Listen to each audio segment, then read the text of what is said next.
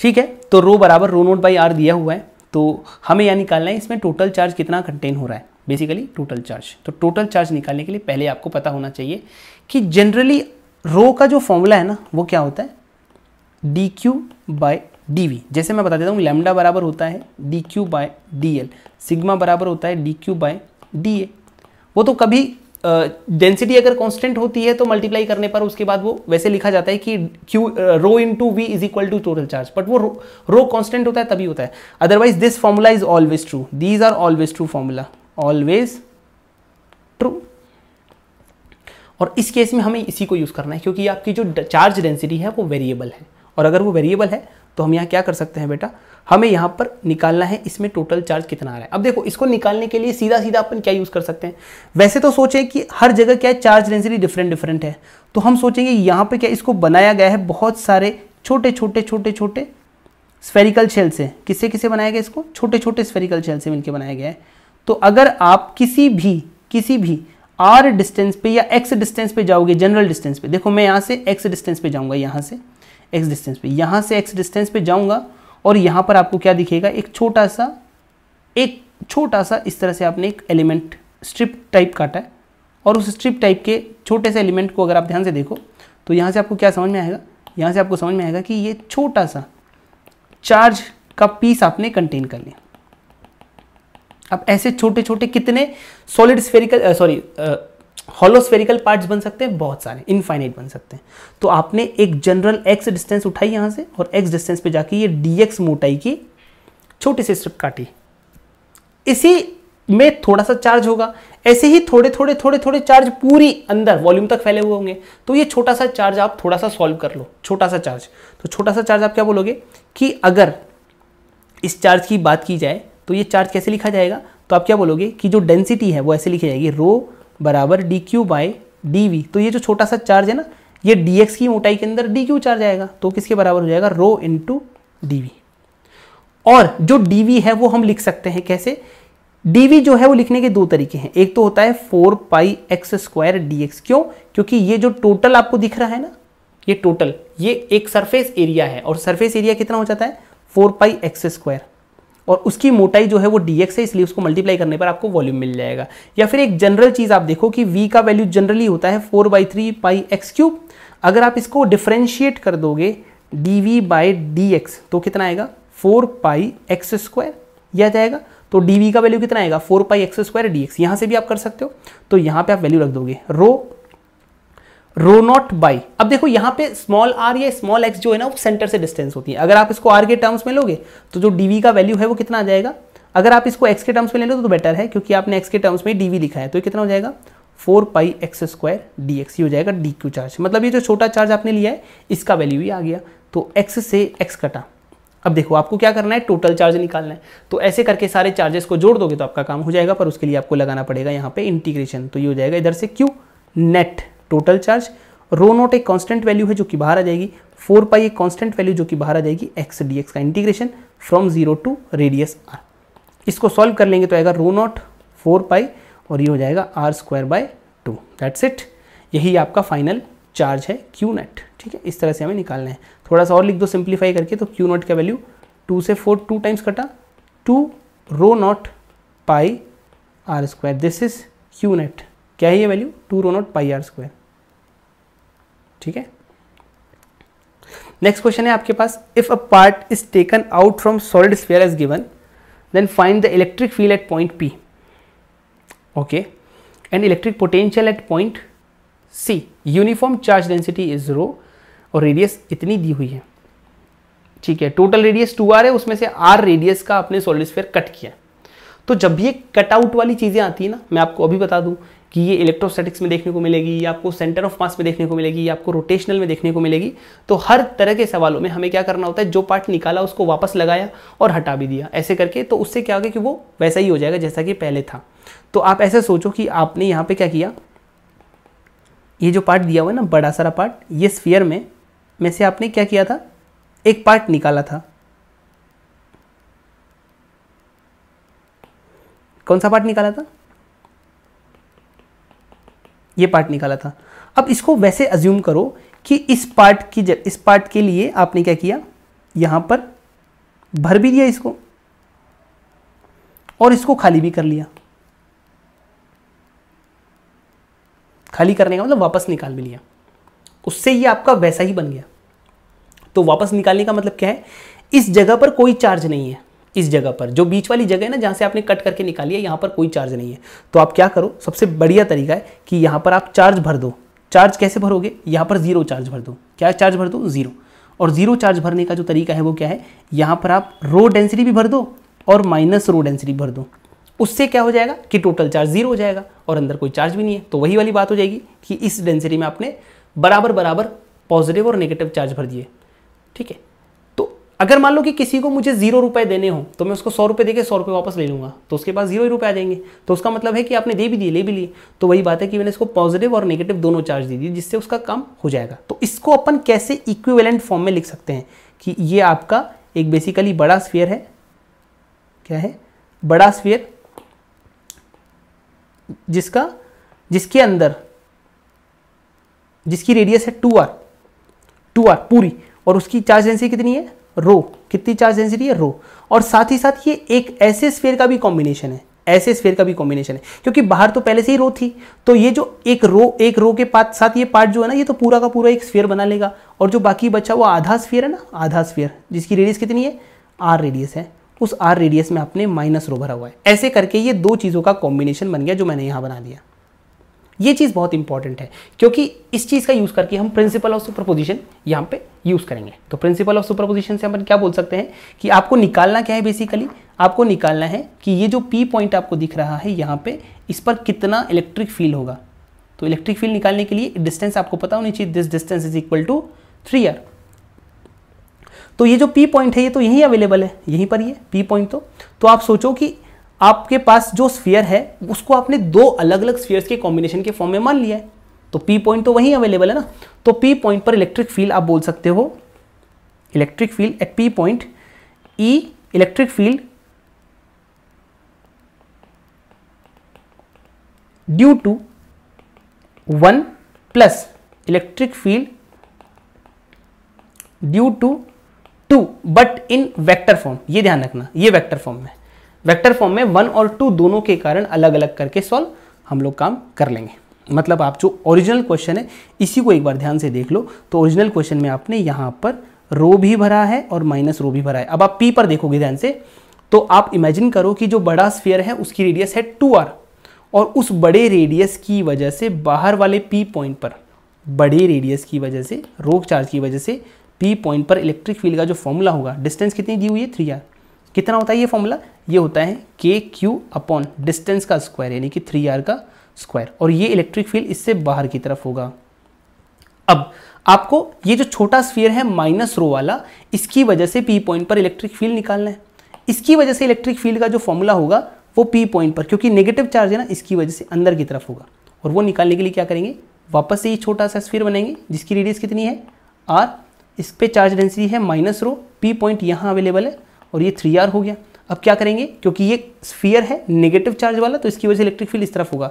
ये दोनों opposite direction में हो गए, तो यहाँ पर लग जाएगा बीच में माइनस, और उसकी वजह से इलेक्ट्रिक फील्ड कितना होता है K, बट उसका चार्ज अलग होगा, उसका चार्ज अलग होगा। इसको चार्ज 1 मान लो, इसको चार्ज 2 मान लेंगे, अपॉन डिस्टेंस का स्क्वायर। तो डिस्टेंस तो अभी भी कितनी है बेटा, 3r है, तो उसका स्क्वायर। तो आपका आंसर बेसिकली क्या आ रहा है, KQ1 upon 9r square minus KQ2 upon 9r square.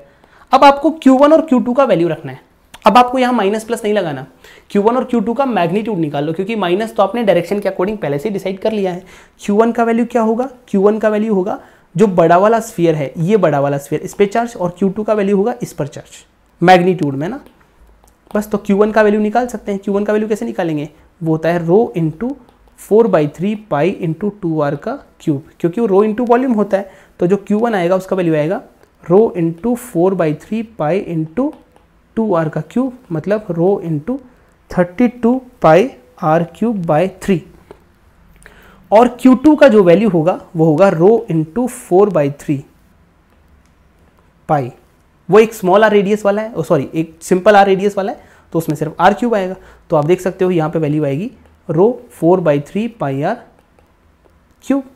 ये दोनों वैल्यूज़ आपके सामने Q1 और Q2 की आ गई है, तो ये वैल्यू यहाँ पुट कर दो। तो इलेक्ट्रिक फील्ड जो P पॉइंट पर आएगा वेक्टर फॉर्म में आ जाएगा दूर की तरफ, और वो वैल्यू कितना आएगा बेटा, वो आएगा K/9R²। तो कॉमन आ गया Q1 माइनस Q2, Q1 कितना है 32 पाई R³/3 माइनस ये आ जाएगा 4 पाई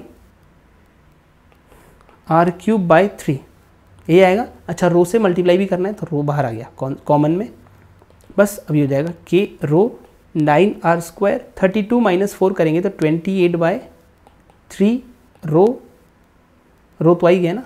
तो अब क्या लिखना है, सिर्फ और सिर्फ पाई R³, बस ये हो गया आपका आंसर। सब कुछ आपने लिख लिया है, एक ही R² से ही R³ कट जाएगा, तो फाइनली आपका आंसर आएगा K रो पाई 28/27 टाइम्स R, ये वैल्यू आ जाएगी फाइनल इलेक्ट्रिक फील्ड की P पॉइंट पर। क्लियर है, बस ऐसे ही करना है, ठीक है। अभी आपके सामने नेक्स्ट क्वेश्चन है जिसमें आपको दिया हुआ है 4 plates are there, find the charge distribution on each surface of plates, initially some charges are given to the plates. अभी एक बहुत स्टैंडर्ड क्वेश्चन है, हर जगह इसको कराया जाता है, बट इसको करने का तरीका क्या ध्यान रखना है, 2 नोट ध्यान रखने हैं। जब भी आपको बहुत सारी ऐसी पैरेलल प्लेट्स दी जाएंगी तो उनकी इस तरफ की एक सरफेस होगी, इसको आउटर सरफेस बोलते हैं, इस तरफ की एक सरफेस होगी उसको आउटर सरफेस बोलते हैं। आउटर सरफेस पर जो चार्ज होता है ये सारे चार्जेस को, टोटल चार्जेस का सम अपॉन 2 होता है, पहली बात। और each opposite face has equal and opposite charge, ये दोनों चीजें आपको ध्यान रखनी है। और एक तीसरी चीज ध्यान रखनी है, चार्ज इज कंजर्व्ड, ये 3 चीजें आपको ध्यान रखनी है। चार्ज कंजर्व का मतलब क्या है, देखो जितनी भी प्लेट्स आपके सामने हैं 1 2 3 4, इन चारों प्लेटों को आपने आमने सामने रखा है लेकिन किसी को कनेक्ट नहीं किया, नो कनेक्शन। और नो कनेक्शन का मतलब चार्ज इधर उधर जाएगा लेकिन अपनी अपनी प्लेट में, एक से दूसरी प्लेट में चार्ज फ्लो नहीं हो सकता। क्यों? क्योंकि कोई कनेक्शन नहीं है, कोई वायर नहीं लगाया, तो चार्ज अपने अपने अंदर ही हो सकता है इधर उधर, लेकिन एक से दूसरी प्लेट में ट्रांसफर नहीं होगा। मतलब आप ऐसे समझो, आपके पास में 4 प्लेट्स हैं, 1 2 3 4। आउटर प्लेट पर कितना चार्ज आएगा, आउटर फेस पर सबको जोड़ दो, 4 - 2 2, 2 और 3 5, 5 और Q 6Q डिवाइडेड बाय 2, यानी कि आ जाएगा 3Q आउटर फेस पर, तो इधर वाला भी आ जाएगा 3Q। अब देखो आपके सामने सबसे पहले ये वाली प्लेट है, कौन सी प्लेट है, ये वाली Q, इस पर कितना चार्ज था टोटल Q, तो Q में से 3Q इधर आ गया, उस पर टोटल चार्ज Q ही होना चाहिए, कुछ भी कर लो, तो इधर बचा हुआ कितना चार्ज आ जाएगा -2Q, तभी जाके उस पर Q चार्ज बैलेंस होगा। अब देखो मैंने बताया each opposite face equal and opposite charge, तो यहाँ -2Q है तो यहाँ पर +2Q डेफिनेटली होगा। अब अगर यहाँ पर 2Q है तो आप इस प्लेट पर देखो तो यहाँ पर टोटल 3Q चार्ज है, 2Q आपने इसको दे दिया तो इधर वाले फेस पर Q चार्ज रहेगा। फिर इस पर Q आ गया तो सामने वाले पर अपने आप -Q आएगा, ये रूल है। अब ये -Q आ गया अगर, तो इस पर टोटल कितना था -2Q, -2Q में से -Q इधर है तो -Q इधर होगा, -Q अगर इस पे आ गया तो इसका ऑपोजिट चार्ज Q इधर आ जाएगा। और आप देख सकते हो कि Q और 3Q को ऐड कर लो इन दोनों को, तो आपको मिल जाएगा 4Q के बराबर चार्ज। तो बस ये बैलेंस हो गया, इसका मतलब आपने सही किया है। तो फाइनली आपके पास में जो चार्ज डिस्ट्रीब्यूशन है वो किस तरह से आएंगे, ऐसे करके 4 प्लेट्स बना दिए, इस पे 3Q, इस पे Q, इस पे -Q, इस पे -Q, इस पे Q, इस पे 2Q, इस पे -2Q, इस पे 3Q। This is the charge distribution, ठीक है। नेक्स्ट क्वेश्चन आपके सामने बहुत ईजी है। 3 concentric spheres are there, find the electric potentials for the given points non conducting spheres। ठीक है, सारे नॉन कंडक्टिंग स्फीयर्स है, आपको अलग अलग जगह पे क्या क्या फाइंड करने हैं, इलेक्ट्रिक पोटेंशियल्स फाइंड करने हैं, ठीक है, और जो भी दिया हुआ है मैंने फाइंड करना है, तो VA VB VC फाइंड करना है। तो मैंने आपको एक चीज़ इसमें बतानी है कि इलेक्ट्रिक पोटेंशियल जब भी देखना हो तो सबकी वजह से देखो, सबकी वजह से इंडिविजुअली देखो। क्या करना है, एक चीज़ ध्यान रखनी है, सबकी वजह से इंडिविजुअली देखो। मतलब क्या है, अगर आप पोटेंशियल एट A निकालना चाह रहे हो तो A पर पोटेंशियल, एक तो खुद गोला 1, फिर गोला B, गोला C, तो सबकी वजह से निकालना है। वन गोला जो है उसकी वजह से, क्योंकि सरफेस पर प्रेजेंट है, कहाँ प्रेजेंट है, सरफेस पर, वन गोले पर ये सरफेस पर प्रेजेंट है, तो उसका पोटेंशियल कितना होता है, KQ/R। फिर निकालेंगे दूसरे गोले की वजह से। दूसरे गोले की बात की जाए तो दूसरे गोले के लिए ये पॉइंट अंदर प्रेजेंट है, कहाँ प्रेजेंट है, अंदर, इस जगह पे। ये पॉइंट है आपका A और ये गोला है यहाँ, तो इस गोले की जो रेडियस है वो तो 2R है, कितनी है, 2R, और चार्ज कितना है, 2Q।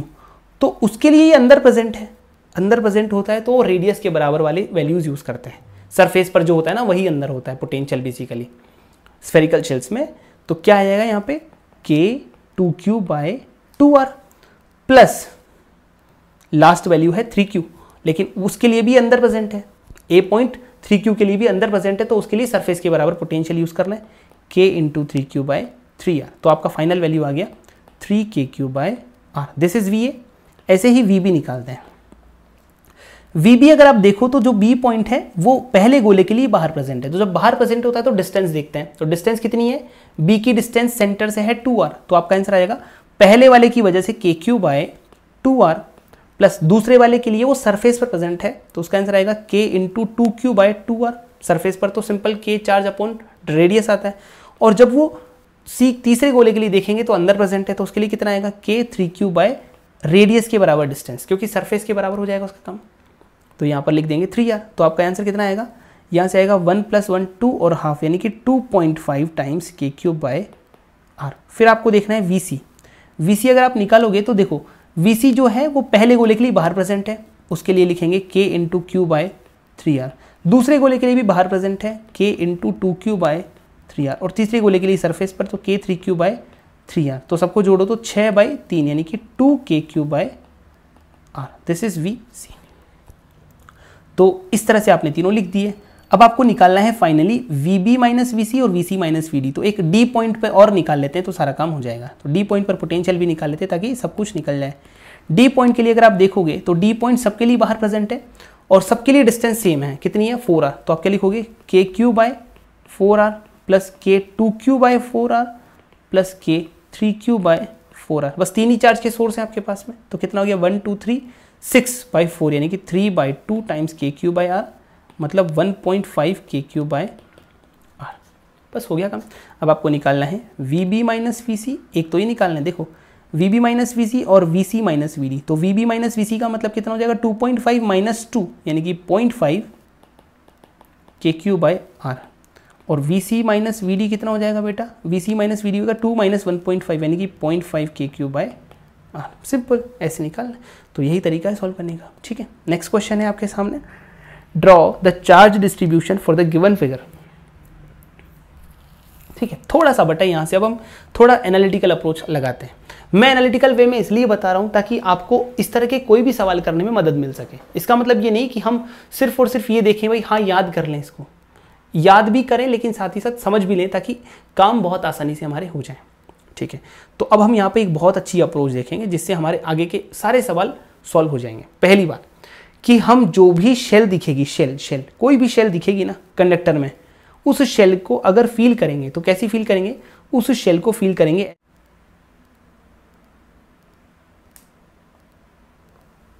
आप देख सकते हो यहां पे मैंने एक शेल बनाई है। ये शेल जो है ना, ये शेल ऐसी ही दिखेगी, मतलब आप शेल को ऐसे फील करोगे। ऐसे फील करने से क्या होगा, आपके सवालों को समझने का जो नज़रिया है वो थोड़ा चेंज हो जाएगा। मतलब आप उसकी थिकनेस थोड़ी सी, क्योंकि कोई भी शेल होगी उसकी एक बहुत मामूली सी थिकनेस ही हो, भले DX ही होगी, लेकिन आप मानोगे उससे आपके सवाल करने का अप्रोच थोड़ा बदल जाएगा। तो आप मान लोगे कि ये थिकनेस है, ऐसे करके एक छोटी सी थिकनेस आप अज्यूम कर लोगे, ठीक है। उससे आपका काम बहुत आसान हो जाएगा। अब जैसे आपको चार्ज डिस्ट्रीब्यूशन निकालना है, देखो कंडक्टर की कुछ प्रॉपर्टीज पता होनी चाहिए। कंडक्टर के वॉल्यूम या मटेरियल में Q net, E net, sigma net, rho net, ये सब क्या होते हैं, 0। ये ध्यान रखना, सिग्मा नेट तो नहीं बोलेंगे, वॉल्यूम की बात कर रहे हैं तो रो नेट बोलेंगे, तो ये क्या हो जाएंगे, 0।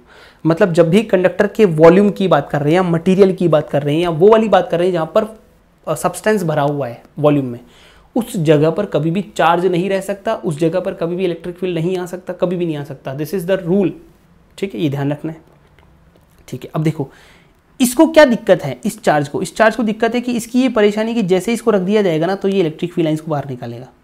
ये इलेक्ट्रिक फील्ड लाइंस बाहर निकाला, इन सज्जन को बहुत तकलीफ है, इसने इलेक्ट्रिक फील्ड लाइंस बाहर निकाली। जैसे ही इलेक्ट्रिक फील्ड लाइंस बाहर निकालेगी तो उससे क्या होगा कि अब इसको दिक्कत हो गई कंडक्टर को। कंडक्टर को क्या लगेगा कि यार ये मेरे को क्रॉस करके जा रहा है। हाँ, electric field lines can not cross conductors या कंडक्टर, ये ध्यान रखना, कंडक्टर को क्रॉस नहीं कर सकती। तो अब इसका अल्टरनेट निकालना पड़ेगा कि यार क्रॉस तो कर रही है लेकिन क्रॉस नहीं करे, उसके लिए क्या ज़रूरी है? उसके लिए ज़रूरी है कि जो इलेक्ट्रिक फील्ड लाइन शुरू हो रही है ना, इनको ख़त्म कर दिया जाए। ख़त्म कहाँ हो सकती है? ख़त्म करने के लिए हमें पता है कि ख़त्म करने के लिए सबसे बेस्ट चीज़ है कि पॉजिटिव चार्ज से निकलने वाली इलेक्ट्रिक फील्ड लाइन्स को अगर टर्मिनेट करना है तो नेगेटिव चार्ज ले आओ, तो टर्मिनेट हो जाएगी वहाँ जाके।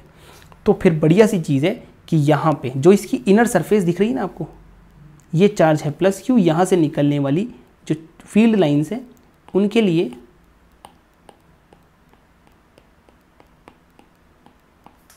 ये जो नेगेटिव चार्ज दिख रहा है आपको, यहाँ पे क्या हो जाएगा, ये जाके टर्मिनेट हो जाएगा। क्या हो जाएगा? टर्मिनेट। बस ये हो गया टर्मिनेट, खत्म यहाँ जाके इलेक्ट्रिक चार्ज और सॉरी फील्ड, तो टर्मिनेट हो गया। मतलब यहाँ पे इनर सरफेस पर नेगेटिव चार्ज की डेंसिटी जमा हो जाएगी, होगी कि नहीं? नेगेटिव चार्ज की डेंसिटी जमा हो जाएगी। अब देखो, नेगेटिव चार्ज की डेंसिटी जमा हो गई। पहली बात तो ये कि यहाँ पर टोटल चार्ज कंजर्व रहना चाहिए, और दूसरी बात ये कि अगर, अब देखो यहाँ पर एक अजम्पशन हम लोग लेते हैं कि अगर मैंने यहाँ पर एक इस जगह पे, देखो यहाँ मटेरियल भरा हुआ है, इस जगह पे मैं एक छोटी सी क्या बना रहा हूँ, गॉसियन सरफेस बना रहा हूँ। इस जगह पे एक गॉसियन सरफेस बना रहा हूँ, इस अंदर मटेरियल से पास होने वाली ऐसी एक सरफेस बना रहा हूँ। इस सरफेस को बनाने से हमारे काम बहुत आसान हो जाएंगे। ऐसी सरफेस बनाने से हमें क्या फ़ायदा मिलेगा बेटा? इस सरफेस बनाने से हमें फ़ायदा मिलेगा कि अगर मैंने ये गॉसियन सरफेस बना ली, गॉसियन सरफेस, तो मैं ये बोल सकता हूँ कि गॉसियन सरफेस जो है वो कंडक्टर के मटेरियल के बीच की है, और ऑब्वियस ही बात है कि इलेक्ट्रिक फील्ड लाइंस उसको क्रॉस नहीं कर रही है। मैं लिख सकता हूँ electric field lines are not crossing Gaussian surface, या फिर ठीक है, या नहीं, बस इतना है कि इसको क्रॉस नहीं कर रही है। इसका मतलब अगर क्रॉस नहीं कर रही electric field lines Gaussian surface को, तो flux net through Gaussian surface बराबर 0। मतलब इस सरफेस से जाने वाला फ्लक्स 0 है। कौन सी सरफेस है बेटा? ये जो सरफेस आपको दिख रही है ना अंदर वाली, ये सरफेस पूरी, इस सरफेस से, ये पूरी सरफेस आप दिमाग में इमेजिन कर लो, इस सरफेस से जाने वाला फ्लक्स 0 है। समझ में आ गई बात? इस सरफेस से जाने वाला फ्लक्स 0 है, और अगर ये फ्लक्स 0 है तो आपको पता है कि गॉसियन सरफेस से जाने वाला फ्लक्स को हम Q enclosed by epsilon not भी लिख सकते हैं। फ्लक्स थ्रू क्लोज्ड सरफेस, ये गॉस लॉ है, तो इसका मतलब Q enclosed by epsilon not है, तो क्यू एनक्लोज्ड क्या हो जाएगा आपका? 0, क्योंकि फ्लक्स 0 है तो क्यू एनक्लोज्ड 0। अब क्यू एनक्लोज्ड का मतलब इसके अंदर कितना चार्ज ये परिबद्ध या कवर कर रहा है, तो कवर कितना चार्ज कर रहा है, तो आप बोलोगे कि इसके अंदर आने वाला चार्ज है तो ये क्यू है, और एक ये जो पूरा नेगेटिव चार्ज आया ना आपका, ये है, तो ये नेगेटिव चार्ज आया है, तो मैं मान लेता हूँ इस चार्ज की वैल्यू है क्यू। तो आप क्या बोलोगे कि अंदर आने वाले टोटल चार्जेस में एक तो है क्यू और एक है क्यू, ये बराबर मिला के 0 होने चाहिए, तो जो क्यू है उसकी वैल्यू माइनस क्यू आ जाएगी। यानी कि आपने जो ये चार्ज रखा है इसकी वजह से होगा क्या, यहाँ पे ये हो जाएगा प्लस क्यू, और अंदर जो चार्ज आएगा यहाँ पे, ये एक एनालिटिकल अप्रोच थी जिसको आपको ध्यान रखना है। आप बार बार नहीं करोगे, बस हाँ ध्यान रखोगे कि यहाँ पर आपको टोटल माइनस क्यू चार्ज मिलेगा। ये जो पूरा चार्ज अंदर आ रहा है ना इनर सरफेस पर, वो चार्ज की वैल्यू माइनस क्यू होगी, क्योंकि तभी जाके टोटल कवर्ड चार्ज 0 हो जाएगा। और अगर ये माइनस क्यू है तो आप सोचो कि आपके पास में इनिशियली टोटल चार्ज कितना था? इनिशियली टोटल चार्ज था प्लस क्यू, क्योंकि यही चार्ज आपने रखा था, है ना, यही चार्ज आपने रखा था। मैं यहाँ थोड़ी देर के लिए प्लस क्यू लिख देता हूँ, ठीक है, तो उससे आपको ईजी रहेगा। तो इसका मतलब है कि बाहर पे अपने आप प्लस क्यू चार्ज आ जाएगा। क्या आ जाएगा बाहर? Plus Q charge. बस ये ध्यान रखना है आपको, क्योंकि टोटल चार्ज जोड़ने पर आपका प्लस क्यू ही बचना चाहिए। यही आपने पढ़ा है कि कंजर्वेशन है चार्ज का, तो इसका मतलब माइनस क्यू अगर इनर सरफेस पर आया तो आउटर सरफेस पर प्लस क्यू आ जाएगा। ये और ध्यान रखना कि कंडक्टर की आउटर सरफेस पर चार्ज डेंसिटी यहाँ पर यूनिफॉर्म रहेगी। यहाँ पर, और बहुत सारी जगह यूनिफॉर्म रहेगी। मैं आगे जितने भी सवाल बताऊंगा ना उनमें ऑलमोस्ट सब में यूनिफॉर्म रहेगी, उसका भी कारण देखेंगे। बट आपको ध्यान रखना है कि अभी तो इनर भी कांस्टेंट है, मतलब मैं सिग्मा इनर सरफेस लिखूंगा बराबर सिग्मा आउटर, इनर भी यूनिफॉर्म आउटर भी यूनिफॉर्म, ये ध्यान रखना, ठीक है। Next question, draw the charge distribution for the given figure. आपको +2q दिया हुआ है। अब देखो आपको क्या काम करना है, आपको हमेशा जो भी चार्ज दिया जाए उसका नेगेटिव चार्ज इनर सरफेस पर इंड्यूस कराना है, और जो जितना चार्ज इनर सरफेस पे आया उसका उल्टा चार्ज बाहर वाली सरफेस पे लाना है। मतलब सिंपल सवाल है, सिंपल सवाल एकदम तरीके से करना है। ये जो +2q आपको दिख रहा है इसकी वजह से -2q इनर सरफेस पर इंड्यूस हो जाएगा ऐसे करके, ठीक है। तो इस -2q की वजह से +2q बाहर आ जाए। ये जो +2q है ये इसके साथ मिल जाएगा, किसके साथ, q के साथ, तो कितना बना लेगा 3q। अब जो अंदर वाला इलेक्ट्रिक फील्ड है ना बेटा, ध्यान से सुनना, ये जो अंदर वन स्फीयर जो दिख रहा है इसका इलेक्ट्रिक फील्ड सिर्फ अंदर अंदर रहेगा, अंदर अंदर रहेगा, इसका बाहर कोई इफेक्ट नहीं है, इसका बाहर इफेक्ट कोई भी नहीं है, खत्म इसका इफेक्ट, इसका इफेक्ट खत्म। अब किसका इफेक्ट स्टार्ट हो गया 3q का, अब किसका इफेक्ट स्टार्ट हो गया 3q का, और 3q का इफेक्ट अगर स्टार्ट हुआ तो इसका मतलब वो 3q ही काम करेगा। और 3q काम कैसे काम करेगा, 3q काम ऐसे करेगा कि ये -3q चार्ज इंड्यूस कर देगा अंदर की तरफ यहाँ पे। तो ये जो अंदर वाला चार्ज है ये -3q आएगा इनर सरफेस पर, सेकंड गोले की इनर सरफेस पर -3q, तो +3q बाहर चला जाएगा। +3q को अगर आप बाहर भेजोगे तो ये -q के साथ मिलके कितना बना लेगा वापस से 3q - q मतलब 2q। अब देखो ये जो अंदर अंदर वाले गोले के जो चार्जेस है ना, ये इनका इफेक्ट अंदर अंदर खत्म, सिर्फ अब किसका इफेक्ट स्टार्ट हो गया 2q का, और 2q का इफेक्ट स्टार्ट हो गया तो ये यहाँ पर -2q फैला देगा अपना।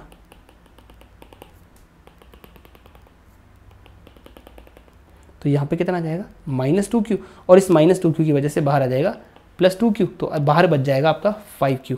अब आप इसको थोड़ा सा दोबारा ड्रॉ कर दो, दोबारा ड्रॉ करोगे तो आपको बहुत आसानी से पता चल जाएगा।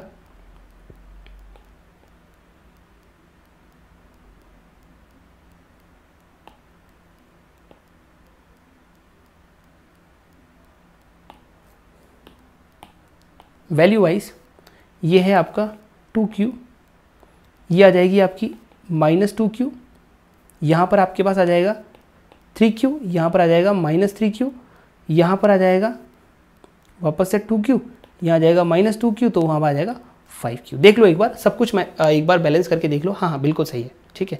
और आप अगर आप टोटल चार्ज जोड़ भी दोगे ना सबका, तो भी टोटल चार्ज उसके बराबर आएगा जो पहले था, ये देख लेना, उसमें कोई प्रॉब्लम नहीं। आप खुद से करके देखना एक बार, ये समझ में आ जाएगा।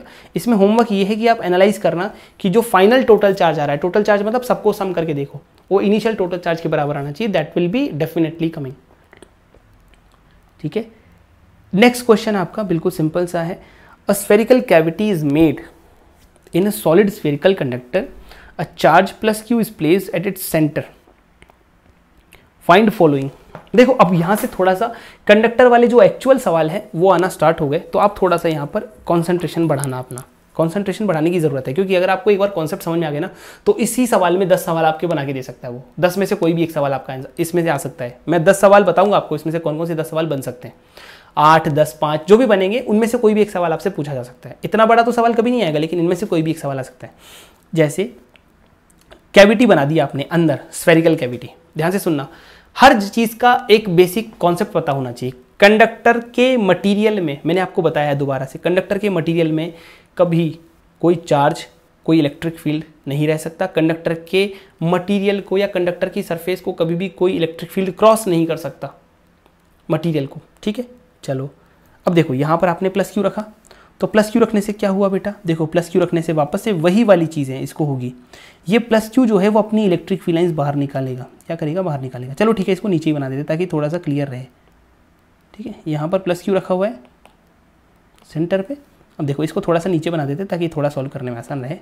ये आपका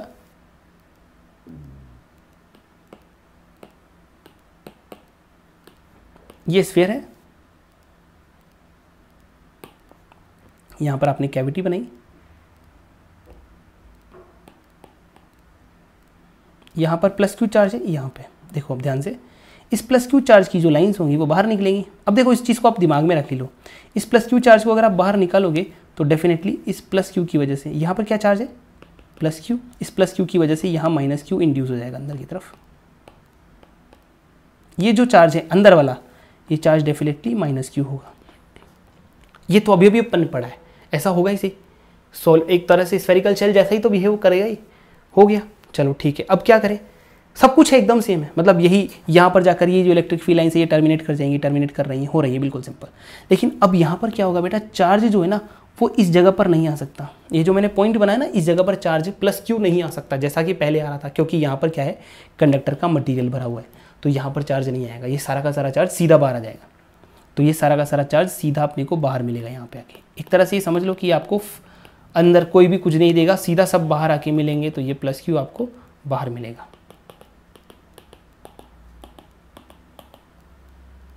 तो ये प्लस क्यू चार्ज आपको बाहर मिलेगा, बस। तो ये हो गया प्लस क्यू बाहर, दैट्स इट। ये हो गया चार्ज डिस्ट्रीब्यूशन।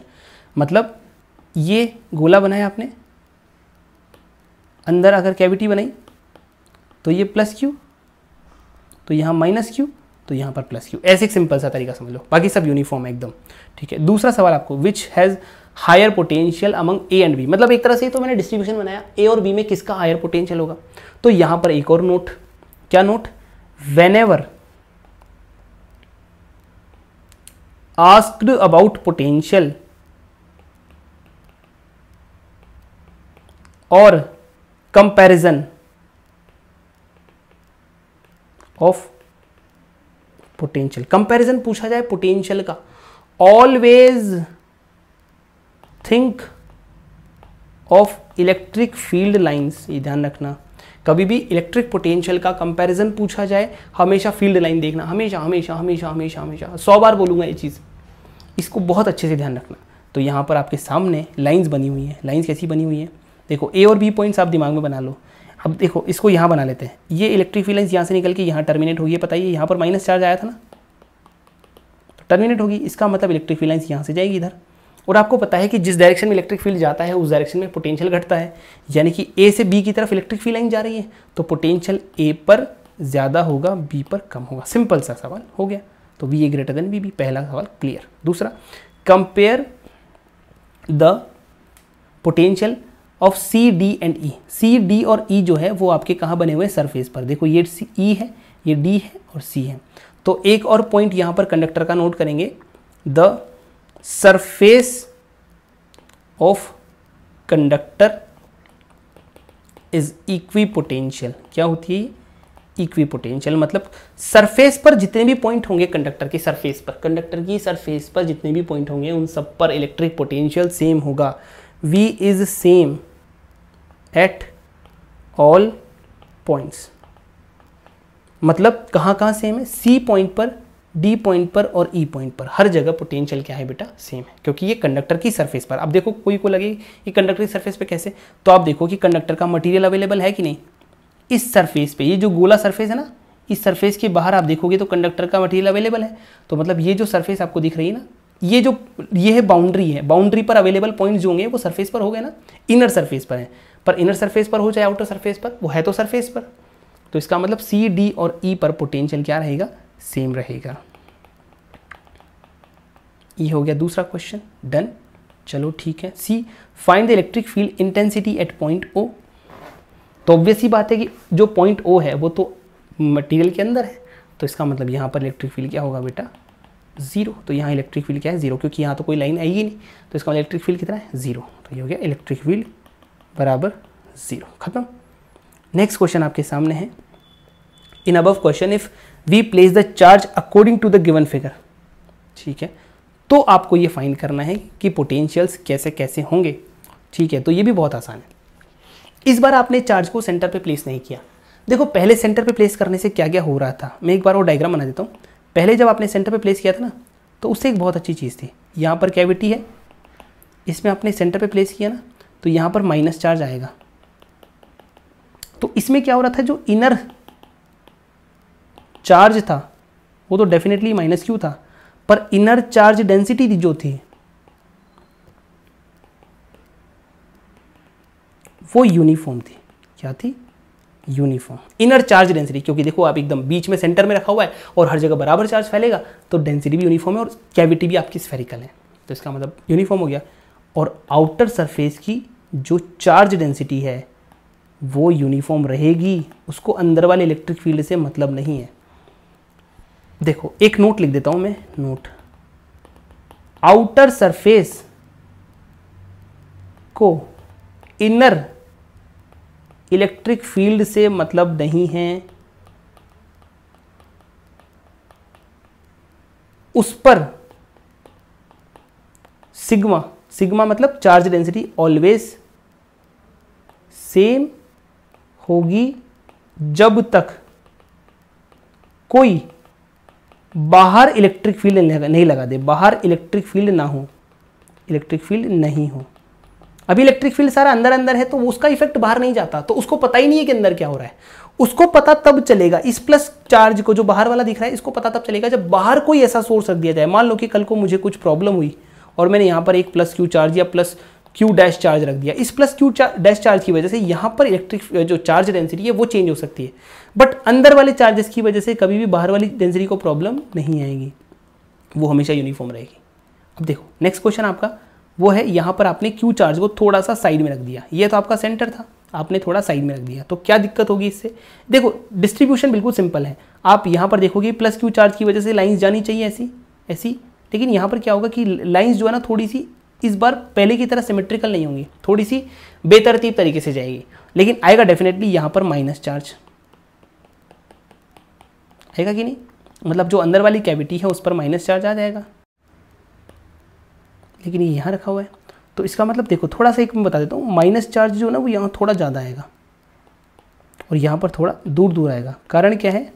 क्योंकि देखो इसका इफेक्ट यहाँ ज़्यादा पास में, देखो एक तरह से लाइट जल रही है तो लाइट का इफेक्ट पास में ज़्यादा है, तो इसका मतलब यहाँ पर ज़्यादा इंडक्शन होगा, ज़्यादा चार्ज आएगा। ठीक है, चलो ये चार्ज का जो वैल्यू है वो माइनस क्यू रहेगा, क्योंकि उसको तो इससे मतलब है कि अंदर टोटल कवर्ड चार्ज, क्योंकि वो चीज़ किस पर डिपेंड करती है? गॉसियन सरफेस के अंदर चार्ज कितना इनक्लोज हो रहा है, तो यहाँ पर अंदर टोटल चार्ज जो आएगा वो माइनस क्यू ही आएगा, तो ये प्लस क्यू हो गया, तो बाहर जो चार्ज आएगा वो डेफिनेटली प्लस क्यू आएगा।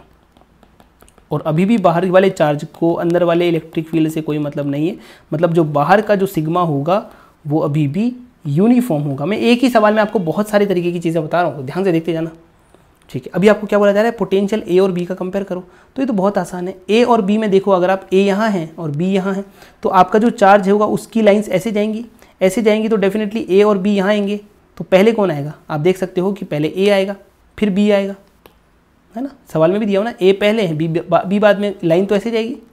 इसका मतलब ए से बी की तरफ जा रहे हो तो पोटेंशियल डिक्रीज करेगा, तो V A greater than V B, पहले की तरह सिंपल, क्योंकि इसको सिर्फ और सिर्फ लाइन से देखना है। और दूसरा सी डी और ई पर आपको पोटेंशियल्स का कंपैरिजन करना है, तो पोटेंशियल सी डी और ई पर अभी भी सेम है, क्योंकि ये पोटेंशियल जो है इक्वी पोटेंशियल सरफेस पर है या फिर कंडक्टर की सरफेस पर है, तो वी सी वी डी और वी ई सेम है, उसको इस इलेक्ट्रिक फील्ड से मतलब नहीं है। वहां पर जब आप पहुंच गए तो हर जगह पॉइंट पर इलेक्ट्रिक पोटेंशियल सेम होगा ही सही, तो सी डी और ई पर electric potential same. Done. Next question आपके सामने है। अब आपने क्या किया, थोड़ा सा और ज्यादा आपको मजा आने लगा, तो आपने क्या है, जो शेप है उसको चेंज कर दिया, शेप को चेंज कर दिया, मतलब एक बेतरतीब सी ज्योमेट्री आप ले आए और उसके अंदर भी आपने जो रखा है वो भी आपने बेतरतीब तरीके से रखा है। अब आपको क्या पूछा जा रहा है, आपने चार्ज रख तो दिया, लेकिन आपको छोटी छोटी चीज़ों का ध्यान रखना है। सबसे पहले compare the potentials of A B and C, तो मैं आपको बता देता हूँ पहले से कि ए बी और सी पर पोटेंशियल अगर आपको निकालना है तो ऑब्वियस ही बात है कि कंडक्टर के मटेरियल वाली जहाँ पर बाउंड्री खत्म हो रही है वहीं पर प्रेजेंट है ए बी सी, तो ए बी और सी पर पोटेंशियल सेम होंगे, कोई दिक्कत नहीं है। पहला क्वेश्चन डन, चाहे आप कैसे भी रखो। Is charge density eight inner surface uniform? देखो तो ये सवाल थोड़ा ठीक है, इस सवाल को आप कैसे समझोगे, तो सबसे पहले यही कि ये जो प्लस क्यू चार्ज है ना, ये इलेक्ट्रिक फील्ड लाइंस निकालेगा बाहर की तरफ, तो यहाँ पर एक माइनस चार्ज आना चाहिए, लेकिन माइनस चार्ज जो आएगा ना बेटा, क्योंकि ये जो है रखा हुआ है बहुत बेतरतीब तरीके से, तो यहाँ पर इलेक्ट्रिक चार्ज डेंसिटी ज़्यादा होगी, क्योंकि यहाँ पर इफेक्ट ज़्यादा है और दूर पर थोड़ा कम है, तो इसका मतलब क्या बोलेंगे कि यहाँ पर इलेक्ट्रिक चार्ज डेंसिटी जो है वो यूनिफॉर्म नहीं है, तो नो यूनिफॉर्म। यूनिफॉर्म होने का मतलब होता है सेम तरीके से फैली होनी चाहिए पर सेम तरीके से नहीं होगी, किसी पे जगह पे ज़्यादा किसी पे कम। इस charge density eight outer surface uniform, तो अब मैंने आपको फिर बताया कि कंडक्टर की आउटर सरफेस पर चार्ज डेंसिटी यूनिफॉर्म होगी ही सही जब तक कि कोई बाहर इलेक्ट्रिक फील्ड नहीं लगा, तो यहाँ पर उसकी शेप कैसी भी हो फर्क नहीं पड़ता, वो अपने आप एडजस्ट कर लेगा। मतलब this is yes, yes, outer surface पर चार्ज डेंसिटी यूनिफॉर्म होगी, क्योंकि उसको अंदर वाली शेप से फर्क नहीं पड़ता, उसको किसी से फर्क नहीं पड़ता, वो अपने आप ही बैलेंस, क्योंकि ये कंडक्टर का एक प्रॉपर्टी है कि आउटर सरफेस पर चार्ज यूनिफॉर्मली डिस्ट्रीब्यूट हो जाता है अगर आप बाहर से कोई इलेक्ट्रिक फील्ड ना लगाओ तो अपने आप ही। ठीक है, तो यहाँ पर आएगा यस, यूनिफॉर्म होगी। ठीक है, नेक्स्ट क्वेश्चन हम लोग देखते हैं। Two non-conducting spherical shells are there. They have V potential differences initially. Find the new potential difference if inner shell is given Q charge और सेकेंड है आपका outer shell is given Q charge. देखो बेटा, ये भी थोड़ा standard question है, इसको भी आप देख लो कि ये स्टैंडर्ड क्वेश्चन है, मतलब काफ़ी ज़्यादा बार पूछा जाता है अलग अलग लैंग्वेज में, बट हाँ पूछा ऐसा ही सवाल है कुछ।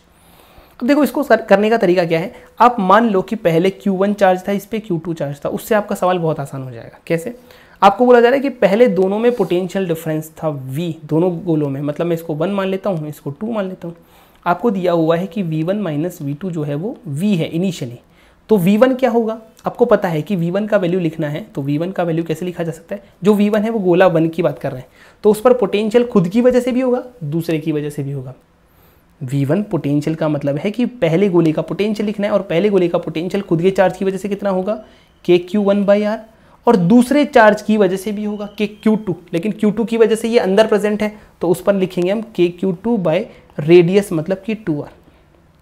अगर आपको V2 लिखना है तो V2 लिखने का मतलब है कि बाहर वाले का पोटेंशियल लिख रहे हो, तो उसके लिए Q1 जो है वो अंदर प्रेजेंट है, और अंदर प्रेजेंट होता है तो उसके लिए सरफेस के बराबर डिस्टेंस लिखते हैं, तो यह आ जाएगा KQ1/2R प्लस KQ2/2R।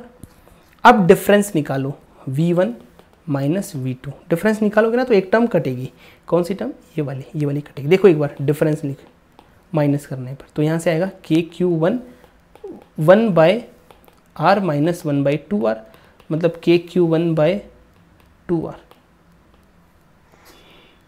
ठीक, अब आपने क्या किया बेटा, थोड़ा सा ध्यान से देखना, ये आ रहा है आपका V के बराबर, मतलब ये डेल्टा V है, बेसिकली जो भी आ रहा है ये डेल्टा V है, पोटेंशियल डिफरेंस। थोड़ा सा यहाँ पर अपन एनालिटिकल अप्रोच लगाएंगे, हम बार बार सॉल्व नहीं करेंगे, थोड़ा दिमाग लगा के इस तरह के सवाल को करने की कोशिश करेंगे। देखो आपने क्या किया कि इनर शेल को चार्ज दिया Q, इनर शेल पे पहले कितना चार्ज था? Q1।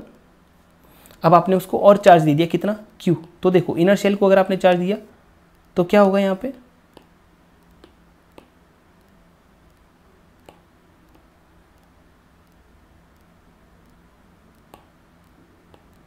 इस पे हो जाएगा Q1 plus Q।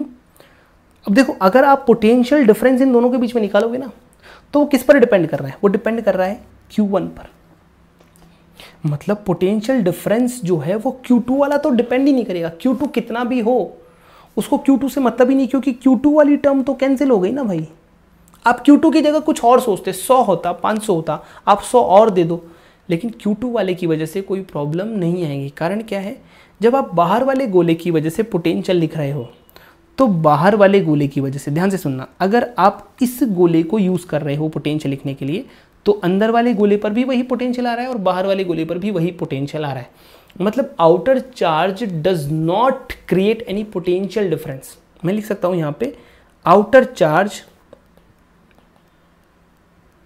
Does not create any potential difference. ये वही बात हो गई कि जैसे मान लो कि मेरे 2 भाई हैं, या हम 2 भाई हैं मान लो, तो मुझे मम्मी ने पैसे दिए 2 रुपए और एक को दिए 1 रुपया, लेकिन पापा दोनों को 5-5 रुपए देते हैं, समझ लो पापा दोनों को 5-5 रुपए देते हैं। तो आप सोचोगे कि बताओ दोनों के रुपए में कितना डिफरेंस है, तो आप डिफरेंस के लिए पापा के पैसों को यूज़ नहीं भी करोगे, या पापा के पैसों को आप साइड में रख दोगे तो भी कोई प्रॉब्लम नहीं है, क्योंकि पापा दोनों को बराबर बराबर पैसे दे रहे हैं, तो उससे कोई डिफरेंस क्रिएट नहीं होगा, डिफरेंस सिर्फ मम्मी के पैसों से क्रिएट हो रहा है। उसी तरह से अगर आप देखोगे तो इन दोनों गोलों पर जो आप पोटेंशियल निकाल रहे हो ना, पहले गोले पर और दूसरे गोले पर, उस पोटेंशियल वाली 2 टर्म आएगी, एक ही आ रही है और एक ही टर्म आ रही है, तो उसमें एक टर्म जो Q2 वाली आ रही है ना, वो दोनों में सेम है। इसका मतलब वो दोनों पर कोई भी पोटेंशियल डिफरेंस क्रिएट नहीं करेगी, तो वो चार्ज कुछ भी हो बाहर वाला, वो दोनों पर कोई पोटेंशियल डिफरेंस क्रिएट नहीं करेगा, मतलब उससे कोई दिक्कत नहीं है।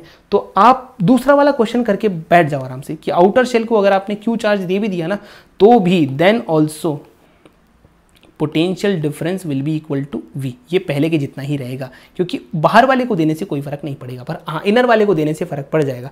अगर आपने इनर वाले गोले को Q चार्ज दे दिया तो इनर वाले गोले को अगर आपने क्यू चार्ज दे दिया तो उससे फ़र्क पड़ेगा। क्या फ़र्क पड़ेगा? इनर वाले गोले को क्यू चार्ज देने से, ऐसे इनर वाले गोले को आपने चार्ज दे दिया तो ये हो गया आपका Q1 प्लस Q और ये हो गया Q2। तो अब आप पोटेंशियल डिफरेंस निकाल लोगे। तो पोटेंशियल डिफरेंस निकालना आसान भी है क्योंकि ये Q1 के ही हिसाब से आ रहा है।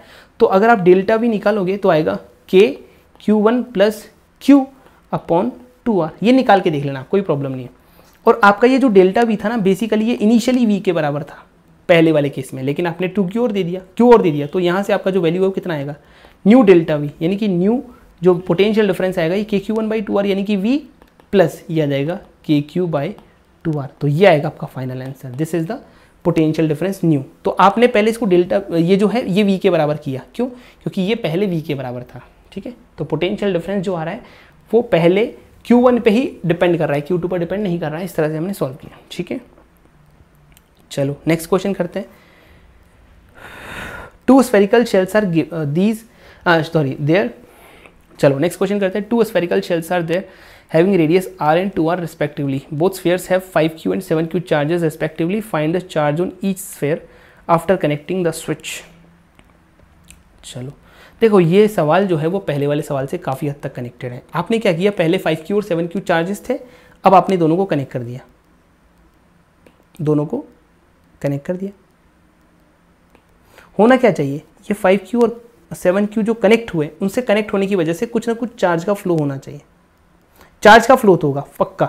अब आप यहां पे कुछ भी मान सकते हो, चार्ज का फ्लो किसी से भी किसी पे मान सकते हो। मैं मान लेता हूं कि अंदर वाले गोले से बाहर वाले गोले पर कुछ चार्ज गया होगा ना फाइनली। लेकिन ऐसा जाने का रीज़न क्या है? ऐसा जाने का रीज़न ये है कि जब दो चीज़ों को आप कनेक्ट करते हो, गोलों को या कोई भी दो छोटी छोटी बॉल्स को, तो उनमें तब तक चार्ज का फ्लो होता है अनटिल, मैं लिख सकता हूं charge flow until both have same potential. मतलब दोनों के पोटेंशियल जब तक सेम ना हो जाए तब तक ये चार्ज फ्लो करता रहेगा। अब आपको क्या करना है, ऐसे करवा दिया आपने, चलो ठीक है, फाइनली ये हो गया आपके सामने। और 1 और 2 दोनों गोलों का पोटेंशियल सेम हो गया, तब तक ऐसा होगा। बस अब रुक जाओ। तो यहाँ पर आपकी रेडियस है r और ये रेडियस है आपकी 2r। अब आप पोटेंशियल लिखो V1 गोले के लिए। V1 गोले के लिए पोटेंशियल लिखोगे तो 5q माइनस क्यू चार्ज तो इसका खुद का है, तो आएगा k into 5q minus Q upon r plus जो 7q प्लस क्यू चार्ज है वो इसके बाहर है, मतलब ये उसके लिए अंदर प्रेजेंट है, तो उस चार्ज की वजह से इस पे पोटेंशियल पूरा डिस्टेंस के बराबर लिखेंगे, मतलब k into 7q plus Q divided by 2r। Finally V2 लिखते हैं तो आएगा k। अब 5q माइनस क्यू चार्ज अंदर प्रेजेंट है तो रेडियस के बराबर लिखेंगे 5q minus Q upon 2r plus 7q plus Q उस पर सरफेस पर ही है, तो उसके लिए 7q plus Q by 2r। Difference अगर आप निकालोगे तो आएगा V1 माइनस V2 और that should be equal to 0, यानी कि दोनों का पोटेंशियल सेम होना चाहिए, तो डिफरेंस 0 आना चाहिए, तभी तो बराबर होंगे। बराबर होने का मतलब ये दोनों टर्म तो कट गई, क्योंकि V1 बराबर V2 करोगे तो इक्वेट करोगे ना, तो ये दोनों तो बराबर बराबर टर्म है, तो कट गई। अब आप देखोगे यहाँ से आपके पास में क्या आएगा, k 5q minus Q by r बराबर k into 5q minus Q by 2r। r से r कट गया। अब देखो यहाँ से अगर आप देखोगे तो k से k भी कट जाएगा, तो यहाँ आएगा 5q minus Q minus 5q minus Q by 2 बराबर 0, यानी सॉल्व करने पर आएगा 5q माइनस क्यू बाई 2 बराबर 0, तो q बराबर आएगा 5q। कोई इसको इससे मत काट देना क्योंकि वो गलत हो जाएगा, क्योंकि उसको काटने के पहले आपको बहुत सारी चीज़ें इंश्योर करनी पड़ती है, तो वो चीज़ आप नहीं काट सकते। तो ये वाली आ जाएगी आपके पास 5q बराबर q। इसका मतलब ये हुआ कि फाइनली ये जो q चार्ज है ना, इसकी वैल्यू 5q के बराबर आ जाएगी। और ऐसा अगर हुआ तो इसका मतलब इस पर चार्ज कितना बच जाएगा, आपका मतलब क्या है, ये दो गोले हैं,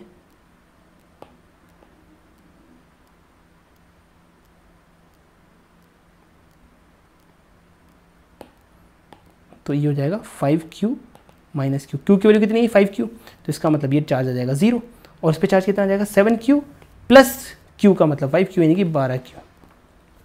आप यहाँ से एक बहुत अच्छा चीज़ रिजल्ट जो है वो कंक्लूड कर सकते हो। क्या कंक्लूड कर सकते हो कि अंदर वाले गोले पर यानी कि charge in inner sphere becomes 0 और charge on outer sphere becomes whole. ये होल का मतलब है कि कंप्लीट चार्ज जो है वो बाहर आ जाता है। अब ये चीज़ अपन कैसे अज्यूम करें, कैसे समझें?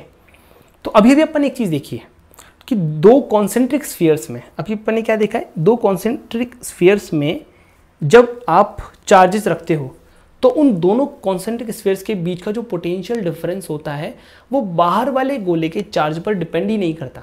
मतलब बाहर वाले गोले पर आप चार्ज देते जाओ, बाहर वाले गोले पर आप चार्ज देते जाओ, सुनते जाना मेरी बात ध्यान से। आपने दो स्फीयर्स बनाए, ये एक ये दो, आप बाहर वाले गोले को चार्ज देते जाओ देते जाओ देते जाओ देते जाओ। आप बाहर वाले गोले को कितना भी चार्ज दे दो, इन दोनों के बीच में कोई पोटेंशियल डिफरेंस उससे क्रिएट नहीं होगा। लेकिन अगर आपने अंदर वाले गोले को कुछ भी चार्ज दे दिया ना, मान लो छोटा सा चींटी जितना भी चार्ज दे दिया ना, थोड़ा सा भी चार्ज दे दोगे अंदर वाले गोले को, तो एक डिफरेंस क्रिएट हो जाएगा। क्योंकि अंदर वाले गोले को चार्ज देते ही आपका डिफरेंस आ जाता है, क्योंकि उसी पे डिपेंड कर रहा है ना सारा मामला। तो अगर आप चाहते हो कि पोटेंशियल डिफरेंस जीरो हो तो अंदर वाले गोले पर चार्ज ही ना हो। समझ में आई बात? मतलब ऐसे समझ सकते हैं इसको कि वही मम्मी पापा वाली बात है, पापा देते हैं बराबर बराबर पैसे, लेकिन मम्मी क्या करती है, हमेशा थोड़ी थोड़ी थोड़ी थोड़ी पार्शियलिटी कर देती है। हो सकता है कि वो छोटे बच्चे को हमेशा ज़्यादा रुपए देती है। मतलब अगर मम्मी के हाथ से पैसा गया तो इसका मतलब डिफरेंस आना ही आना है। ये वही बात हो गई कि अंदर वाले स्फीयर पर अगर चार्ज प्रेजेंट रहा तो डिफरेंस आएगा ही आएगा। तो सबसे बढ़िया है कि डिफरेंस नहीं चाहते हो तो अंदर वाले स्फीयर पर चार्ज नहीं रहना चाहिए, यानी कि सारा का सारा चार्ज बाहर फ्लो करवा दो, तभी पॉसिबल है कि जो चार्ज जो पोटेंशियल है वो सेम है। मतलब इनर सरफेस का सारा चार्ज आउटर सरफेस पे फ्लो कर जाएगा, यानी कि इनर स्फीयर वाला charge will flow to outer sphere. ठीक है, ऐसे कर सकते हैं। इसके बाद नेक्स्ट क्वेश्चन है, find the potential at the axis of a ring at x distance from the center which is non uniformly charged having total charge equals q, its radius is r। ठीक है, तो आपको एक ring दी हुई है ऐसी, ठीक है, और इसकी रेडियस आपको दी हुई है r। इस पर चार्ज जो है वो नॉन यूनिफॉर्म है। ठीक है, मतलब नॉन यूनिफॉर्म को मैं ऐसे बना देता हूँ, यहाँ प्लस प्लस मोटा मोटा, फिर यहाँ छोटा छोटा छोटा छोटा, फिर अचानक मोटा, फिर छोटा, फिर छोटा, फिर छोटा, फिर मोटा, फिर छोटा, फिर छोटा, ताकि समझ में आ जाए भाई यहाँ नॉन यूनिफॉर्म। लेकिन फिर भी टोटल मिला के जो वैल्यू है वो कितनी है, q। आपको किसी पॉइंट P पर, जो कि यहाँ से कितने डिस्टेंस पे है, x डिस्टेंस पर है, उस पर पोटेंशियल फाइंड करना है। मतलब Vp सॉरी, तो अगर आप पोटेंशियल फाइंड करोगे किसी पॉइंट P पर, तो पोटेंशियल के लिए आप सोचो क्या चाहिए।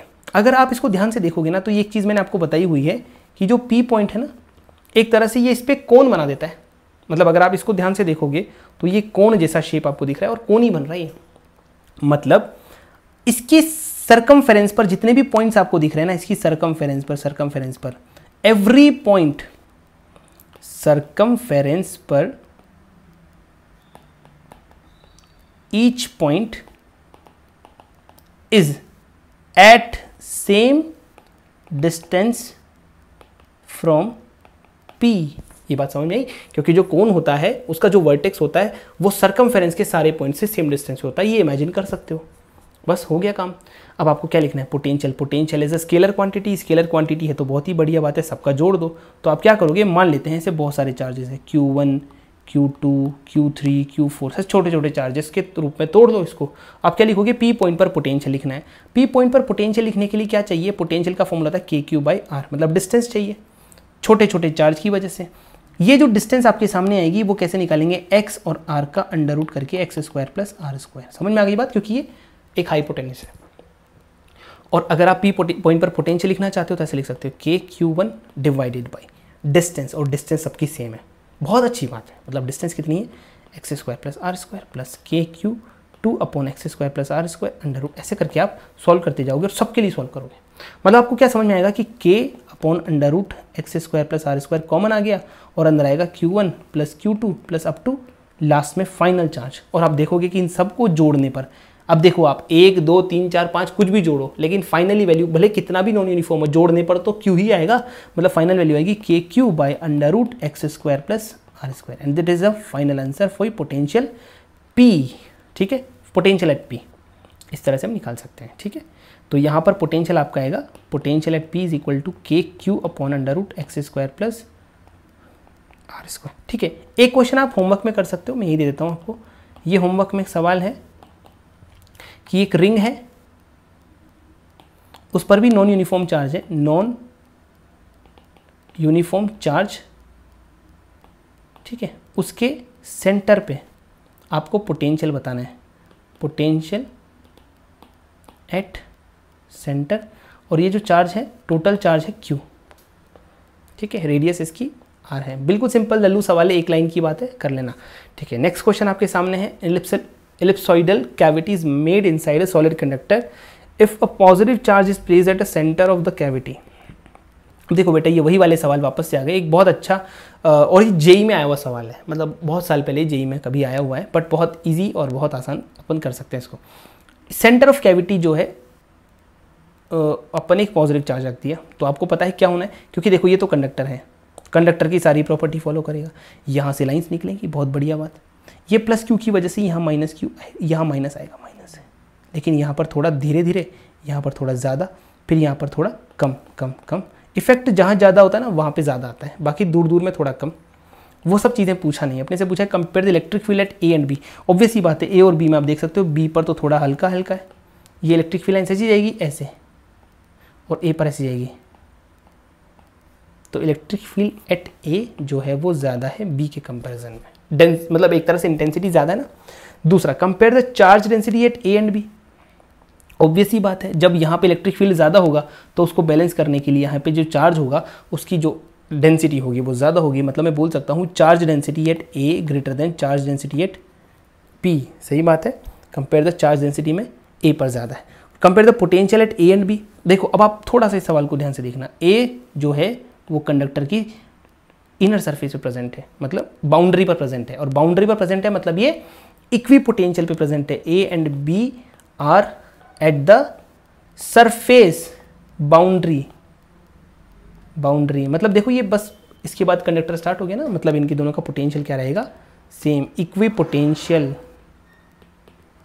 समझ में आ गई बात। सारी चीज़ें जो अपन ने ऊपर पढ़ी ना उन्हीं को आप यूज़ करोगे तो आराम से आपको समझ में आ जाएगा, ए और बी पर पोटेंशियल बिल्कुल सेम होगा। तो फाइनल आंसर आएगा हमारा वी ए बराबर वी बी। तीनों चीज़ अपन निकाली, मतलब आप बहुत अच्छे एनालिसिस में कर सकते हो।